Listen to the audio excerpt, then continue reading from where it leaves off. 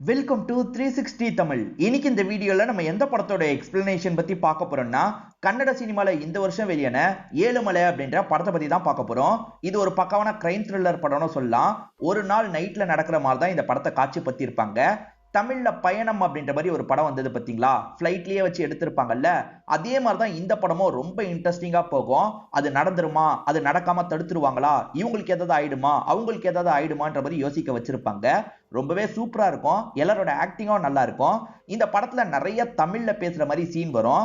ஏன்னா தமிழ்நாட்டுக்கும் கர்நாடகாவுக்கும் நடுவுல நடக்கிற மாதிரி தான் இந்த படத்தை காட்சி பத்தி இருப்பாங்க.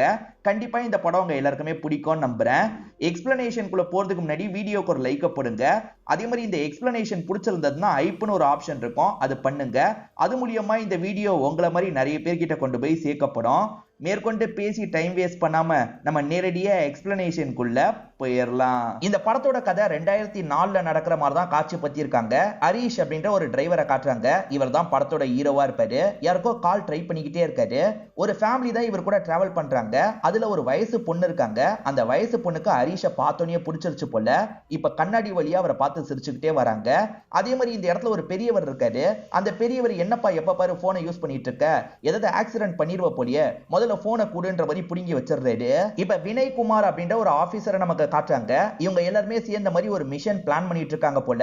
என்ன மிஷன் அப்படின்றது தெளிவா நமக்கு தெரியல. இந்த வாட்டி கண்டிப்பா எப்படியாவது பண்ணணும் அப்படின்ற மாதிரிலாம் இவங்க பேசிட்டு இருக்காங்க. இப்ப அந்த பொண்ணை நமக்கு காட்டுறாங்க. ஃபேமிலியா போட்டோ எல்லாம் எடுத்துட்டு இருக்காங்க. நீயும் வாமா அந்த பையனை போட்டோ எடுக்க சொல்லுன்ற மாதிரி சொல்லிட்டாரு. அந்த சைடு ஹரீஷ் இருக்கார்ல, திரும்ப திரும்ப யாருக்கோ கால் ட்ரை பண்ணிட்டு இருக்காரு. அவங்களுக்கு கால் போக மாட்டேங்குது போல. அப்ப இந்த பொண்ணு போட்டோ எடுக்கணும், வர முடியுமான்ற மாதிரி கேக்குறாங்க. சரி வரன்ற மாதிரி இவரும் அந்த இடத்துக்கு வந்து போட்டோ எடுக்கிறாரு. இந்த ஃபேமிலியோட ட்ரிப்பை முடிச்சுட்டு வேற ஒரு இடத்துக்கு போனோம்னு ஹரீஷ் யோசிக்கிறாரு. அதனால கொஞ்சம் பதட்டமா தான் கார் ஓட்டிட்டு இருக்காரு. அப்பன்னு பார்த்து பசங்க வயிறு கலக்குதுன்ற மாதிரி சொல்றாங்க. எங்க ஹோட்டலுக்கு போயிட்டு போலான்ற மாதிரி ஒய்ஃப் சொல்றாங்க. ஹோட்டல் கிட்ட வண்டியை நிறுத்துப்பா அப்படின்ற மாதிரி இவரும் ஹரீஷ் கிட்ட சொல்றாரு.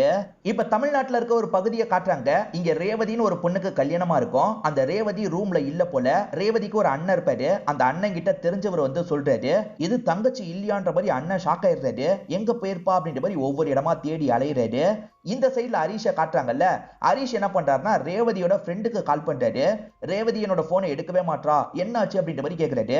அவ வீட்டுல கல்யாணம் எல்லாம் பிளான் பண்ணிருக்காங்க, இதுக்கப்புறம் அவளுக்கு கால் பண்ணாது அப்படின்ற மாதிரிலாம் இந்த ஃப்ரெண்டு சொல்றாங்க. நீ ஒரு வாட்டி ரேவதியை பேச மட்டும் வையே, நான் பாத்துக்கிறேன் ப்ளீஸ் அப்படின்ற மாதிரிலாம் இவர் கேட்டுட்டு இருக்காரு. இந்த பொண்ணுமே எப்படியாவது அவளை கான்டாக்ட் பண்ணி பேச வைக்கிறேன்ற மாதிரிலாம் சொல்றாங்க. அப்படி இந்த பொண்ணு பேசிட்டு இருக்கும் போது அம்மா வந்துடுறாங்க.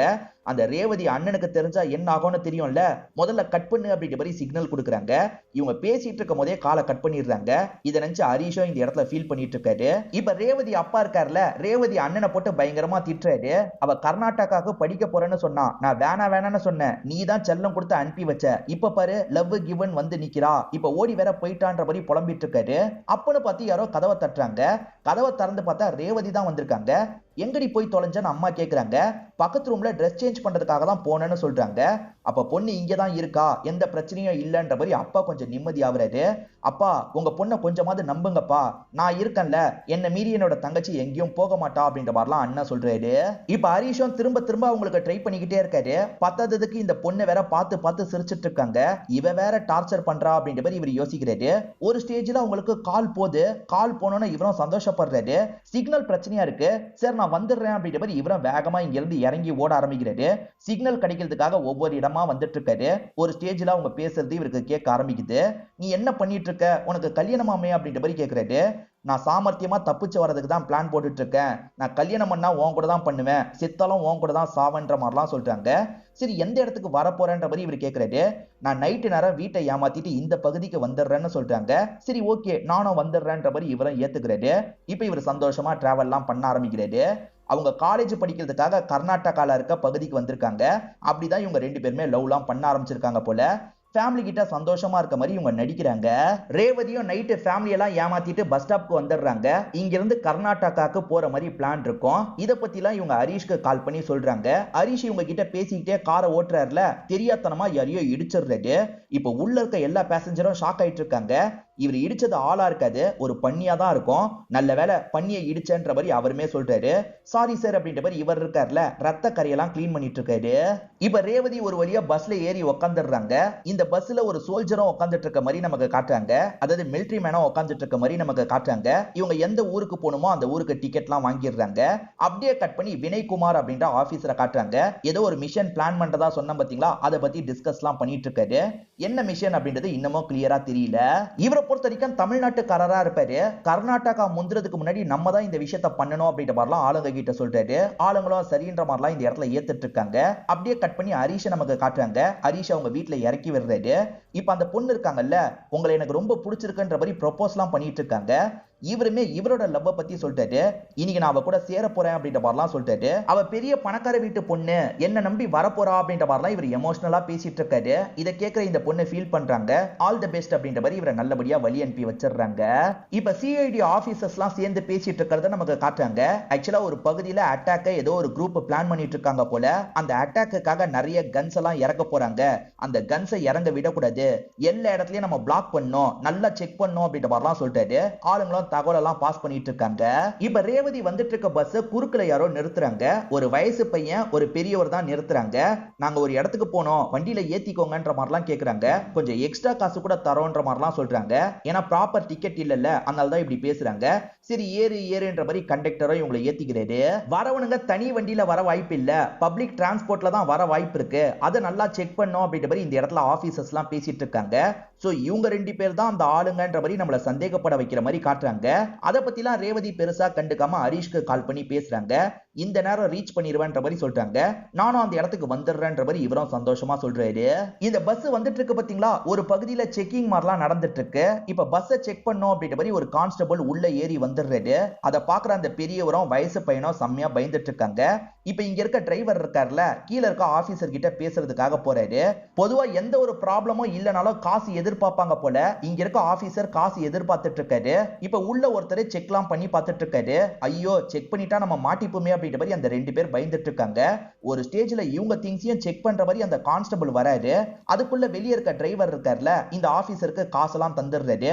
செக் பண்ணது போதும் வான்ற மாதிரி அந்த ஆபீசர் கூப்பிட்டதுனால உள்ள செக் பண்ணிட்டு இருக்க கான்ஸ்டபிள் பாதியிலே இந்த இடத்துக்கு வந்துடுறாரு.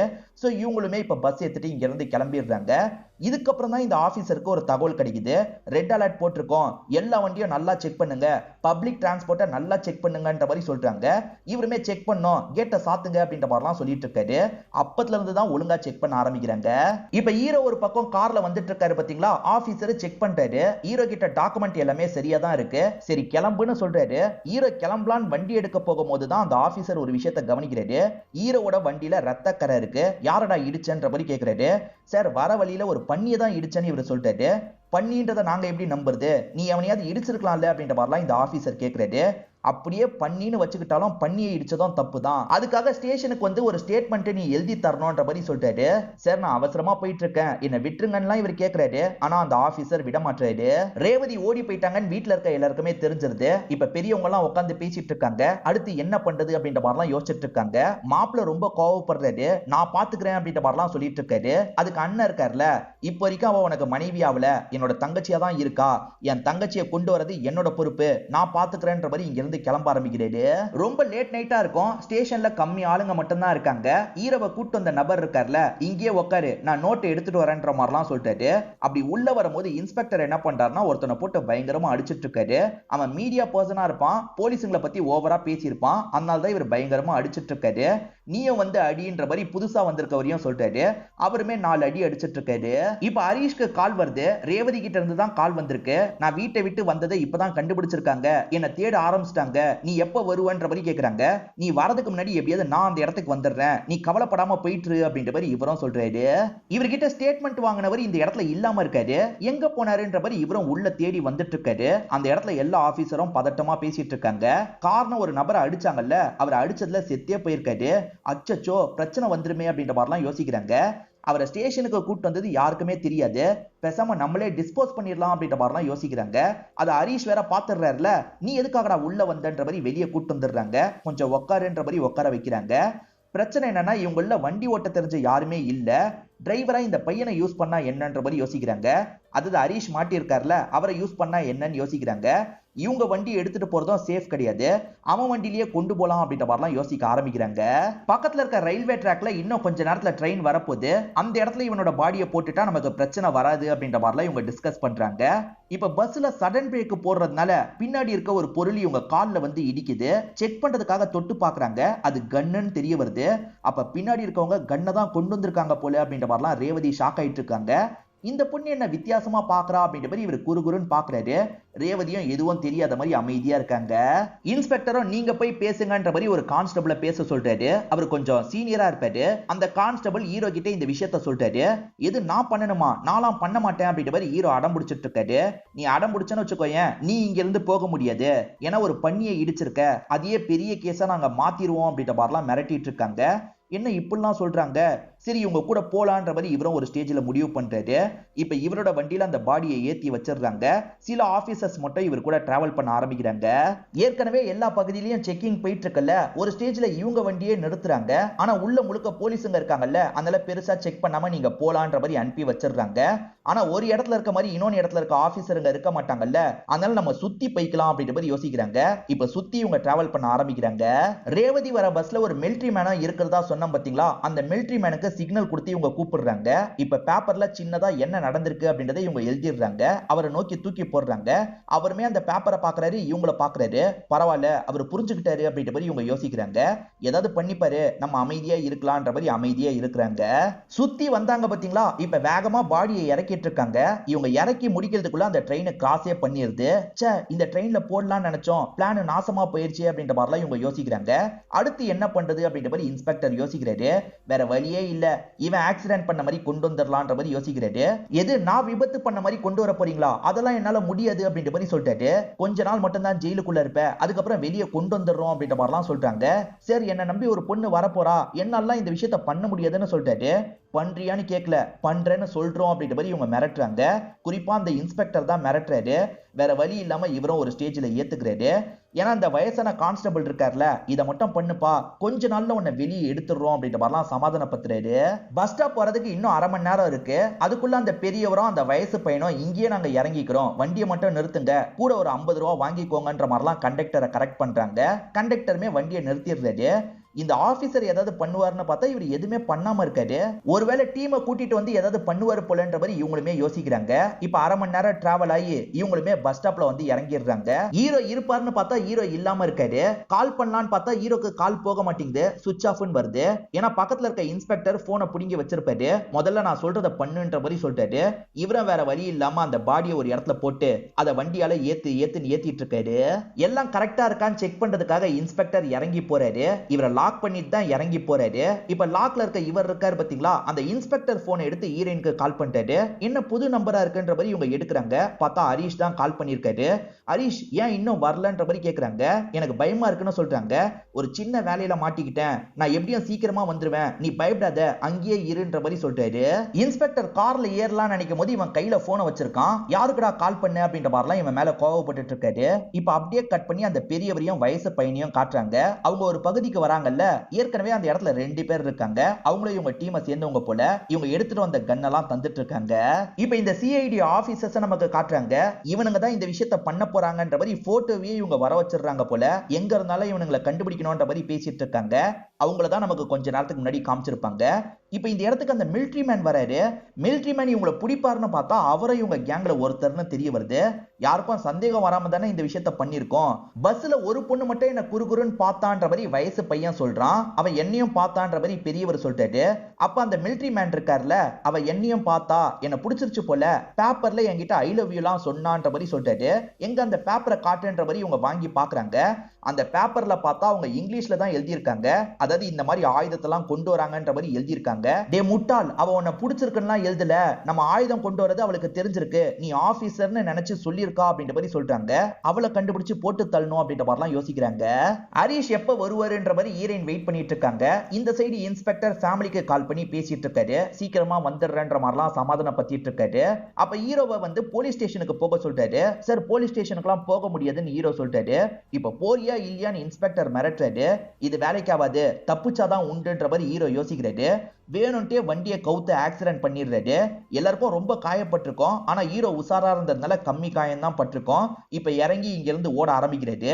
இப்ப எல்லாருமே ஒவ்வொரு பகுதியில வந்துட்டு இருக்காங்கல்ல, அது எல்லாத்தையும் ஒரே ஸ்கிரீன்ல காமிச்சு இங்கதான் படத்தோட இன்ட்ரோல போடுறாங்க. போலீஸுங்க எல்லாருமே கண்முழிச்சு பார்க்கும்போது ஹீரோ அங்க இருந்து தப்பிச்சு போயிருப்பாரு. இப்ப தப்பிச்சு போனவன் நடந்த விஷயத்த வெளியே சொல்லிட்டா நமக்கு தான் பிரச்சனை, என்ன பண்றது அப்படின்ற மாதிரிலாம் இவங்க யோசிக்கிறாங்க. எப்படியாவது அவனை கண்டுபிடிக்கணும்ன்ற மாதிரி டிஸ்கஸ் பண்ணிட்டு இருக்காங்க. கன்னை எடுத்துட்டு வந்தாங்க பாத்தீங்களா, அவங்க கொடுக்க வேண்டியவங்க கிட்ட கன்னெல்லாம் தந்துடுறாங்க. அந்த பொண்ணு பார்த்துட்டால, அவளை எப்படியாவது முடிக்கணும்ன்ற மாதிரி பஸ் ஸ்டாப்க்கு வராங்க. ஆனா பஸ் ஸ்டாப்ல அந்த பொண்ணு இல்ல. பக்கத்துல எங்கேயாவது போயிருக்க வாய்ப்பு இருக்கு, தேடலாம் மாதிரி இவங்களுமே தேடி அலைய ஆரம்பிக்கிறாங்க. இந்த பொண்ணுமே ஹரிஷ்க்கு கால் பண்ணலான்னு பார்த்தா அவர் எடுக்கவே மாட்டாரு. சரி, ஹரிஷ் வேற நம்பர்ல இருந்து கால் பண்ணார்ல, அந்த நம்பருக்கு கால் பண்ணலாம் அப்படின்ற மாதிரி இவங்களுமே அந்த நம்பருக்கு கால் பண்றாங்க. சோ ஹரிஷ்க்கு வேண்டிய யாரோ தான் கால் பண்ணிருக்காங்கன்னு இன்ஸ்பெக்டருக்கு புரியுது. நாங்க ஹரிஷோட ஃப்ரெண்டு தான்மா, நாங்க இங்க தான் இருக்கோம், நீ இந்த இடத்துக்கு வந்துருமா அப்படின்ற மாதிரிலாம் சொல்லிட்டு இருக்காங்க. நாங்க பிக்கப் பண்றதுக்கு ஆள் அனுப்புறோம் அப்படின்ற மாதிரிலாம் இன்ஸ்பெக்டர் சொல்றாரு. சரி ஓகே அப்படின்ற மாதிரி இவங்களுமே ஒரு ஸ்டேஜ்ல ஏத்துக்கிறாங்க. ஹரிஷ் இருக்கார்ல, வண்டி கிட்ட லிஃப்ட் கேட்டு சீக்கிரமா ஹீரோயின் இருக்க இடத்துக்கு போகணும்ன்ற மாதிரி யோசிக்கிறாரு. இப்ப இவங்க வெயிட் பண்ணிட்டு இருக்க இடத்துக்கு அந்த 2 பேர் வந்துடுறாங்க. இவ தான் அந்த பொண்ணு, போட்டு தள்ளணும் அப்படின்ற மாதிரி ஆயுதத்தை எடுத்துட்டு பக்கத்துல வந்துட்டு இருக்காங்க. இவங்க நெருங்கி வந்துட்டு இருக்கும் போது அப்பன்னு பார்த்து மொத்த கூட்டம் இந்த இடத்துக்கு வந்துருது. திருவிழா மாதிரி இந்த இடத்துல நடந்துட்டு இருக்கு. அந்த கூட்டம் வந்ததுனால இந்த பொண்ணை இவங்களால எதுவுமே பண்ண முடியல. கொஞ்சம் விலகி இவங்க ஒளிஞ்சிட்டு இருக்காங்க. இப்ப அந்த வயசான கான்ஸ்டபிள் வந்துடுறாரு. கொஞ்ச நேரத்துக்கு முன்னாடி போன்ல பேசினது நாங்க தான்மா, வண்டியில ஏறுன்ற மாதிரி அந்த பொண்ணை கூட்டு போறாரு. என்ன போலீஸ் கூட்டு போறான், சரி ஃபாலோ பண்ணலான்ற மாதிரி இவங்களுமே ஃபாலோ பண்றாங்க. நம்ம ஹீரோ குட்டி அணையில லிஃப்ட் கேட்டு தான் இந்த இடத்துக்கு வந்துட்டு இருக்காரு. இப்ப ரேவதி இருக்காங்கல்ல, ஹரிஷ் எப்படி உங்களுக்கு பழக்கம்னு கேக்குறாங்க. இந்த கான்ஸ்டபிளும் பொய்யான கதையெல்லாம் சொல்லிட்டு இருக்காரு. இப்படி வந்துட்டு இருக்கும் போது இவரோட பைக் ஒரு இடத்துல ரிப்பேர் ஆயிருது. இவருமே சரி பண்ணலான்ற மாதிரி சரி பண்ணிட்டு இருக்காரு. இதுதான் சான்ஸ், பேசாம இவங்க 2 பேரையும் போட்டு தள்ளிடலாம் அப்படின்ற மாதிரி இவங்க 2 பேரும் யோசிக்கிறாங்க. இப்போ பொறுமையா பக்கத்துல வந்துட்டு இருக்காங்க. அதுக்குள்ள பார்த்தா பைக் ஸ்டார்ட் ஆயிருது. ஏறுமான்ற மாதிரி இவரும் கூட்டு போறாரு. இவரோட பைக்கை கிராஸ் பண்ண மாதிரி தான் அந்த குட்டியான வருது. அதாவது ஹீரோ வர குட்டியான வருது. ஹீரோ கவனிச்சிருக்க மாட்டாரு. ஹரிஷ் அந்த இடத்துக்கு வந்து பார்க்கும்போது ரேவதி இருக்க மாட்டாங்க. அச்சுச்சோ, ரேவதி எங்க போனா அப்படின்ற மாதிரி இவருமே யோசிச்சுட்டு இருக்காரு. இப்ப கான்டாக்ட் கூட பண்ண முடியாதுன்ற மாதிரிலாம் யோசிக்கிறாரு. இப்ப ரேவதி ஸ்டேஷனுக்கு வந்துடுறாங்க. எங்க ஹரிஷை காணோம்னு கேக்குறாங்க. ஹரிஷ் பக்கத்துல தான்மா போயிருக்கான், சீக்கிரமா வந்துருவான்ற மாதிரி இவங்களுமே ஏமாத்திட்டுலாம் இருக்காங்க. எப்படியோ இந்த பொண்ணுக்கு அவன் கால் பண்ணுவான், அது மூலியமா அவனை வர வச்சிடலான்ற மாதிரி இன்ஸ்பெக்டர் யோசிக்கிறாரு. இவர் நினைச்சது சரியாயிருது. ஒருவா போன் இருக்கு பாத்தீங்களா, அது மூலியமா இவங்களோட நம்பருக்கு ஹரிஷ் கால் பண்றாரு. சோ இந்த இடத்துல இன்ஸ்பெக்டர் தான் புடுங்கி பேச ஆரம்பிக்கிறாரு.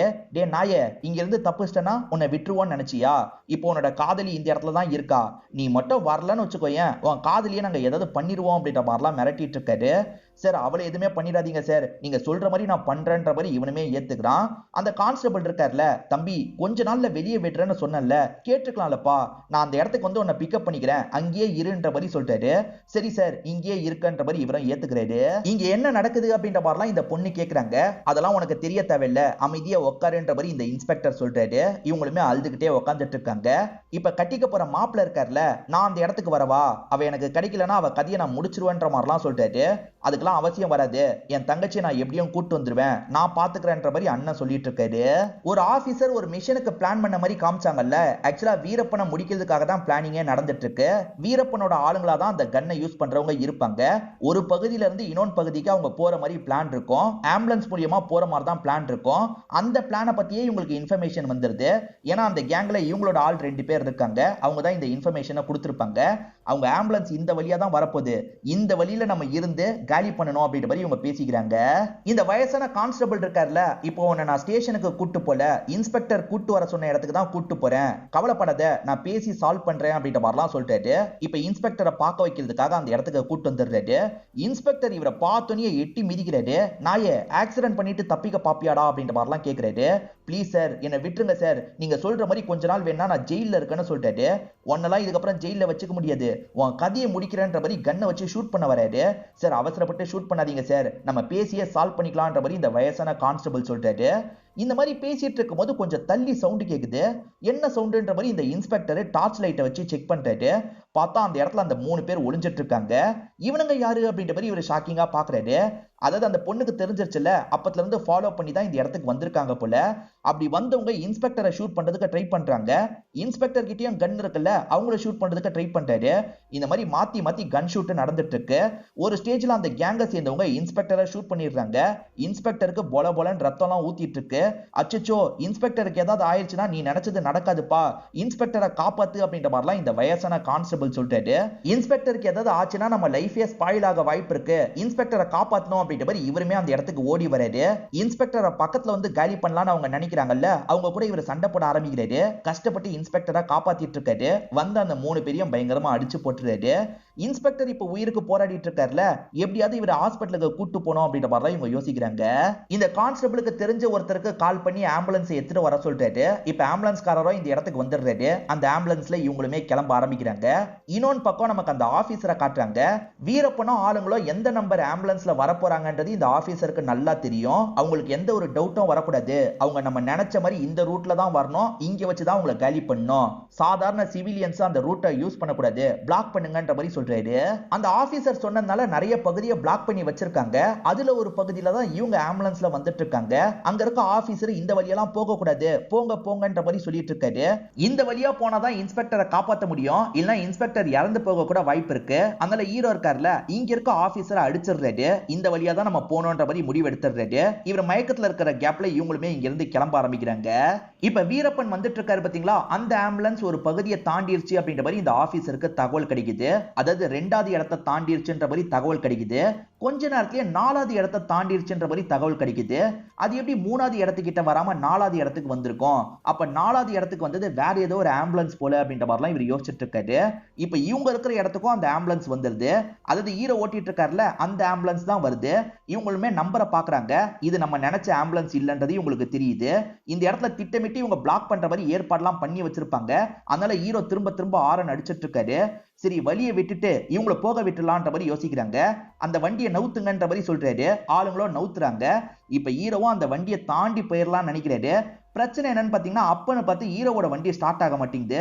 என்ன ஸ்டார்ட் ஆக மாட்டேங்குது அப்படின்ற மாதிரி திரும்ப திரும்ப இவருமே ஸ்டார்ட் பண்றதுக்கு ட்ரை பண்ணிட்டு இருக்காரு. வீரப்பனோட வண்டி வேற பின்னாடி வந்துட்டு இருக்கு, இவனுங்க வேற போக மாட்டாங்களே அப்படின்ற மாதிரி இந்த ஆபீசர் யோசிக்கிறாரு. அதுக்கு பக்கத்துல இருக்க ஆபீசர் இருக்காருல, சார் கொஞ்சம் சிவிலியன் இறந்தாலும் பரவாயில்ல, இந்த வாட்டி மிஸ் பண்ணிடக்கூடாதுன்னு சொல்லிட்டாரு. அதுதான் சரின்ற மாதிரி ஆபீசருமே வண்டியை திரும்பி பிளாக் பண்ணுங்கன்னு சொல்லிட்டாரு. அவங்க பிளாக் பண்றதுக்காக வரும்போது ஹீரோவோட வண்டி ஸ்டார்ட் ஆயிருது. அந்த லாரி மறைக்கிறதுக்கு முன்னாடியே ஹீரோ இருக்காரு பாத்தீங்களா, தாண்டி போயிடுறாரு. நல்ல வேலை தாண்டி போயிட்டாங்கன்னு ஆபீசர் நினைக்கிறாரு. இப்ப திரும்பி பொசிஷனுக்கு வந்துருங்கன்னு சொல்லிட்டாரு. அந்த லாரியும் மறைச்ச மாதிரி பொசிஷனுக்கு வந்துருது. இப்பதான் வீரப்பனோட ஆம்புலன்ஸ் இந்த இடத்துக்கு வருது. வீரப்பனோட ஆளுங்க எல்லாருமே உள்ள உட்காந்துட்டு இருக்காங்க. என்ன லாரி மறைச்சிருக்குன்ற மாதிரிலாம் அவங்க யோசிக்கிறாங்க. யோசிக்க கூட அவங்க டைம் தர மாட்டாங்க. ஷூட் பண்ணுங்கன்ற மாதிரி ஆபீசர் சொல்றாரு. இப்ப மறைஞ்சிருக்க எல்லாருமே ஆம்புலன்ஸை இஷ்டத்துக்கு ஷூட் பண்றாங்க. இப்ப நல்லா ஷூட் பண்ணதுக்கு அப்புறம் பக்கத்துல போய் செக் பண்றாங்க. பார்த்தா உள்ள இருக்க எல்லாருமே இறந்து போயிருக்காங்கன்னு தெரிய வருது. வீரப்பன் கதை முடிஞ்சிருச்சு அப்படின்ற மாதிரி இந்த ஆபீசர் இருக்கார்ல, மேல் இடத்துல இருக்க அதிகாரிகளுக்கு எல்லாம் தகவலை பாஸ் பண்ணிட்டு இருக்காரு. இப்ப அப்படியே கட் பண்ணி நம்ம ஹரிஷை காட்டுறாங்க. ஹரிஷ் கஷ்டப்பட்டு ஹாஸ்பிட்டலுக்கு கொண்டு வந்துடுறாரு. இவர் செத்துறக்கூடாது, எப்படியாவது பொழைச்சிடணும், அப்பதான் நமக்கு பிரச்சனை வராது அப்படின்ற மாதிரிலாம் இவர் யோசிச்சுட்டு இருக்காரு.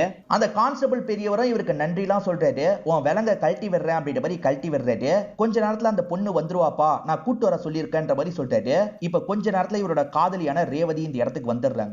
இந்த சமயம் தான் வீரப்பன் கொல்லப்பட்டிருக்காரு அப்படின்றது உங்களுக்கு தெரிய வருது. இந்த இடத்துல மழைலாம் பேஞ்சிட்டு இருக்கும் போதுதான் ரேவதி வந்திருப்பாங்க. இப்ப ரேவதியை பாக்குற இவர் சந்தோஷப்படுறாரு. ரேவதி உனக்கு ஒண்ணும் இல்லல்ல, நீ ஓகே தானேன்ற மாதிரி கேக்குறாரு. உனக்கு ஒண்ணும் இல்லல்ல அப்படின்ற மாதிரி அவங்க கேக்குறாங்க. இவங்க இந்த மாதிரிலாம் பேசிட்டு இருக்கும் போது கரெக்டா அண்ணனும் ஆளுங்களும் மொத்தமா இந்த இடத்துக்கு வந்துடுறாங்க.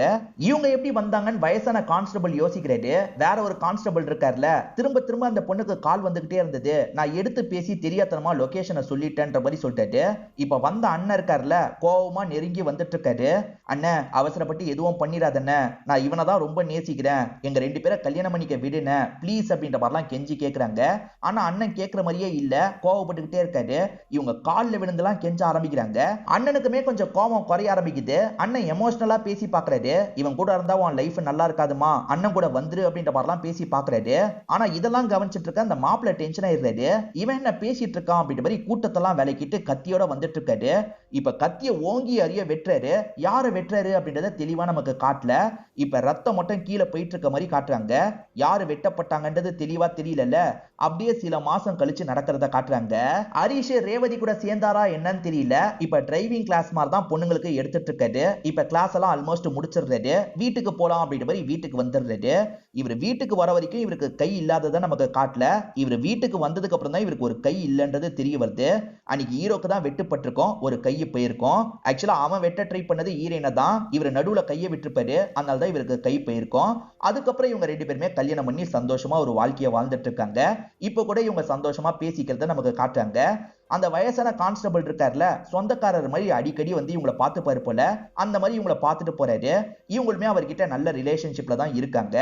அவர் வெளியே கிளம்பி போயிட்டு இருக்கும் போது அண்ணனுக்கு கால் பண்ணி பேசுறாரு. அண்ணன் அப்பப்ப தங்கச்சியை பத்தி இவர்கிட்ட விசாரிப்பாரு போல. எப்படி நான் இருக்கான்ற மாதிரிலாம் கேட்கிறாரு. உன் தங்கச்சியை இவன் தாங்குன்னு தாங்கிட்டு இருக்கான் அப்படின்ற மாதிரிலாம் கான்ஸ்டபிள் சொல்றாரு. அன்னைக்கு நானே பொறுமையா பேசி முடிச்சிடலாம் தான் நினைச்சேன், ஆனா அந்த மாப்பிள்ளை இப்படி பண்ணிட்டானே, அதனால என்னோட தங்கச்சி கிட்ட என்னோட மூஞ்சை எப்படி காட்டுறதுன்னே தெரியல, நீங்க அப்பப்ப சொல்லுங்கண்ணே அப்படின்ற மாதிரி சொல்றாரு. கண்டிப்பா சொல்றேன்ப்பா, அதே மாதிரி சீக்கிரமா நீயும் தங்கச்சி வந்து பாரு அப்படின்ற மாதிரி இவர் சொல்றாரு. இதோடயே இந்த படத்தோட கதையை முடிச்சிடுறாங்க. கண்டிப்பா இந்த படம் உங்க எல்லாருக்குமே பிடிச்சிருக்கும்னு நம்புறேன். இந்த வீடியோ உங்களுக்கு பிடிச்சிருந்ததுன்னா லைக் பண்ணுங்க, கமெண்ட் பண்ணுங்க, மறக்காம 360 தமிழ் சேனலை சப்ஸ்கிரைப் பண்ணுங்க. தொடர்ச்சியா இந்த மாதிரி வீடியோக்கள் வந்துகிட்டே தான் இருக்கும்.